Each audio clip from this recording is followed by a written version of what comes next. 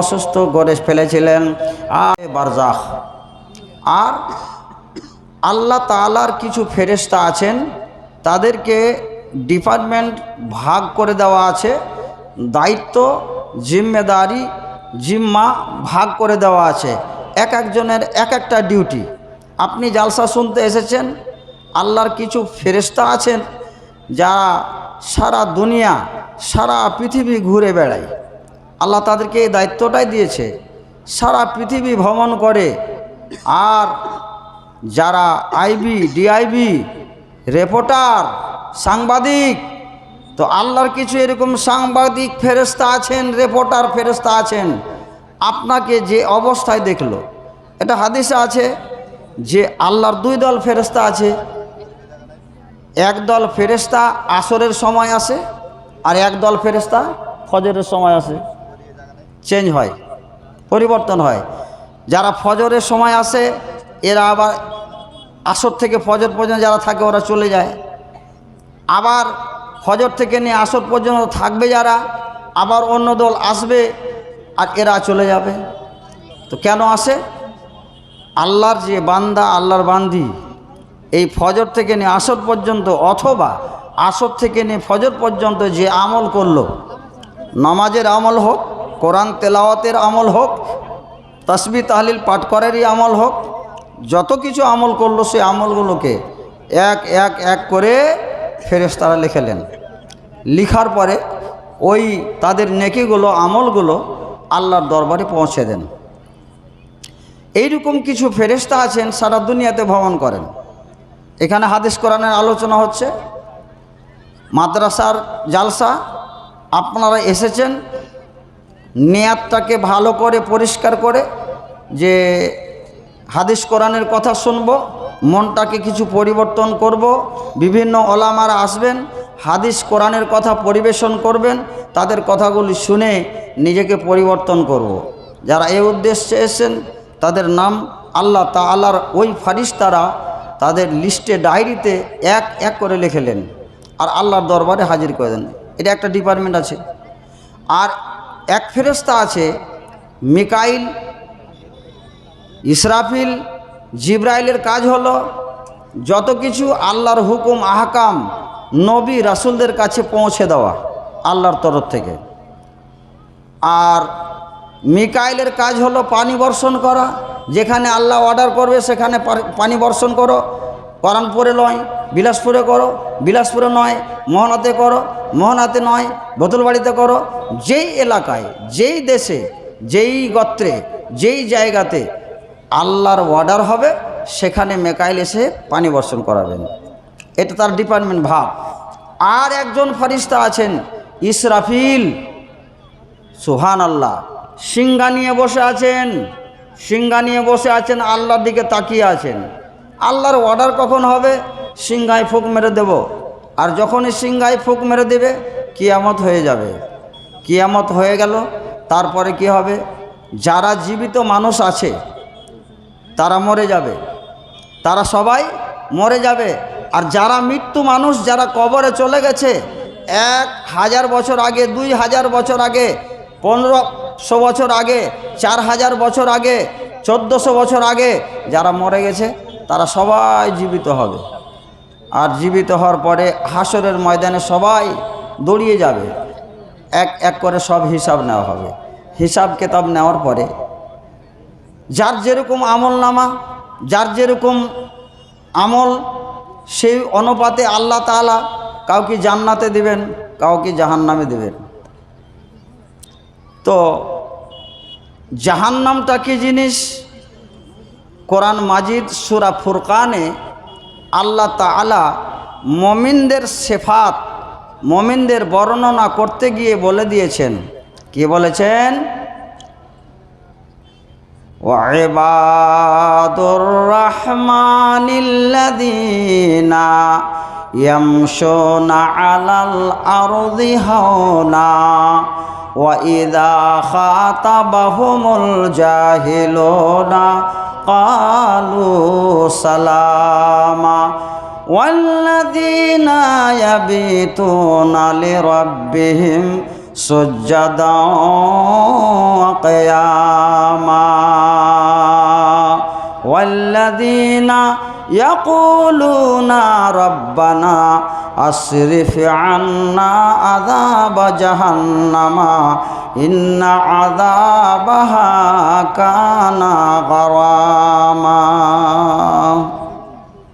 আল্লাহ মুমিনদের কিছু গুণের কথা, মুমিনদের পরিচয়ের কিছু আল্লাহ তাআলা দিতে গিয়ে বলছেন এ কথা যে মুমিন কারা, আল্লাহর খাস বান্দা, আল্লাহর দাসত্ব স্বীকার করেছে কারা, আল্লাহর দাস কারা, আল্লাহর কথা মতো চলে কারা, আল্লাহর খাঁটি বান্দা কারা, আল্লাহ তাআলা তাদের বর্ণনা এই সূরা ফুরকানের মধ্যে এই আয়াতগুলোর মধ্যে দিয়েছেন।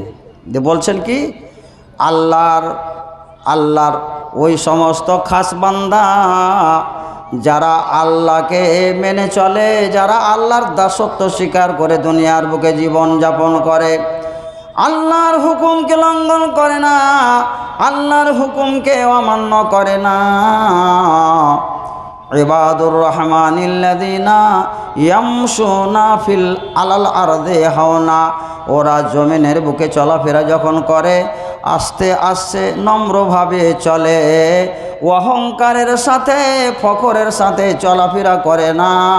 দেখলে মানুষটাকে বোঝা যায় নিরহ মানুষ, সরল মানুষ, ভদ্র মানুষ, নম্র ব্যবহার, আস্তে আস্তে চলে, অহংকার করে চলে না। এই ব্যবহার, এই চরিত্র হলো মুমিনদের চরিত্র। তারপরে আল্লাহ বলেন ওয়াইদা খাতাবাহুমুল জাহিলুনা ক্বালু সালামা,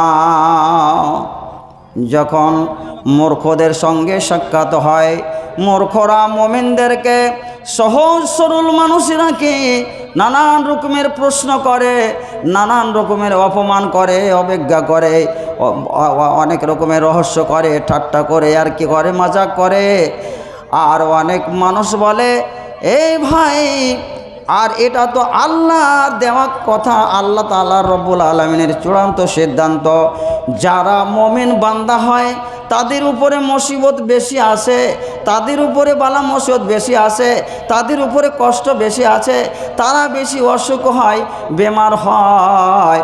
যেমন আল্লাহ তাআলা আইয়ুব নবীকে অসুস্থ করে ফেলেছিলেন, আর আল্লাহ তাআলা আমাদের নবীকে পরীক্ষা নিরীক্ষা করেছিলেন, ইব্রাহিমকে পরীক্ষা নিরীক্ষা করেছিলেন। যে যত মুমিন হবে, যার ঈমান যত শক্ত হবে, তার পরীক্ষা দুনিয়ার বুকে বেশি হবে, তার কষ্ট দুনিয়ার বুকে বেশি হবে। এই জন্য আমাদের বিশ্বনবী জনাবে মুহাম্মদুর রাসূলুল্লাহ সাল্লাল্লাহু আলাইহি ওয়াসাল্লাম বলছেন, আর দুনিয়া সিজনুল লিল মুমিনে ওয়া জান্নাতুল কাফিরে, কাফেরদের জন্য দুনিয়াটা হলো জান্নাত, আর মুমিনদের জন্য দুনিয়াটা হলো কয়েদখানা। কয়েদখানাতে যেমন আসামিদের কষ্ট হয়, চোরদের বিচার হয়, চোরদেরকে কষ্ট করা হয়, কষ্ট দেওয়া হয়, চোরদেরকে প্রহার করা হয়, চোরদেরকে অপমান করা হয়, চোরদেরকে ডাকাতেরাকে অপমান করা হয়, তেমনি মুসলমান যারা মুমিন হবে, খাঁটি ইমানদার হবে, দুনিয়াতে তাদের কষ্ট বেশি হবে। যারা মুমিন হবে তাদের মুসিবত বেশি, জ্বর, জ্বালা, সর্দি, কাশি, অনেক পরীক্ষা, আল্লাহ তাআলা বহু পরীক্ষার মধ্যে তাদেরকে ফেলে দিবে। ভাইরা আমার, এই যখন মুমিনেরা রাস্তাঘাটে চলে, সুন্দরভাবে চলে, যাদের ভেতরে কোনো অহংকার খুঁজে পাওয়া যায় না, নম্র ব্যবহার, ভদ্র ব্যবহার, যখন মূর্খরা তাদের সঙ্গে সাক্ষাৎ হয় আর মূর্খামি কথা বলে, নানান রকমের প্রশ্ন করে মুমিনদেরকে বেইজ্জতি করার জন্য, ওয়াইজা খাতাবাহুমুল জাহিলুনা ক্বালু সালামা, ওই মূর্খদের সঙ্গে তর্ক বিতর্কে না জুড়িয়ে বলে সালাম বলে চলে যায়, সাহি সালামতে চলে যায়, তাদের সঙ্গে তর্ক করে না। এমন কিছু মূর্খ লোক আছে না, মূর্খামি কথা বলে। কি মূর্খামি কথা? এই গ্রামের মৌলবীটা অসুখ, খালি অসুখ, সবসময় অসুখ থাকে, অসুখ পড়ে থাকে। কেন জানিস? পাপ বেশি করেছে। এই গ্রামের হাজিটা খালি অসুখ পড়ে আছে, জ্বর, সর্দি, কাশি, ক্যান্সার, বড় বড় অসুখ। মৌলবীকে আর হাজিকে হবে? আল্লাহর যে পরেজগার বান্দা তাকেই বেশি অসুখ হবে। কিন্তু মূর্খ লোকেরা কি বলে, দেখ ও লোকটা বলে খুব নমাজি, ও শালা পাপ না করেছে তো এমনি ওকে অসুখ হয়েছে, বলে না? এই পাপ না করেছে তাকে এমনি অসুখ হয়েছে, পাপ না করেছে এমনি বিপদে পড়েছে। ভালো করে জেনে রাখুন, মুমিনদেরকে পাপের জন্য আল্লাহ বিপদে ফেলেন না, বরং তাদেরকে পরীক্ষা করেন। মুমিনের জন্য পরীক্ষা, কাফেরের জন্য বিপদ, কাফেরদের জন্য বিপদ, মুমিনদের জন্য পরীক্ষা। তো এই যদি আপনি এই কথা বলেন যে শালা পাপ করেছে বলে সে অসুখে ভুগছে, ক্যান্সার হয়েছে, জন্ডিস হয়েছে, জ্বর হয়েছে, এইরকম যদি আপনি বলেন তো এটা মূর্খামি কথা হবে। তো মুমিনের পরিচয় হলো যে যখন ওই তার সঙ্গে, মুমিনদের সঙ্গে জাহেলেরা, মূর্খ লোকেরা তর্ক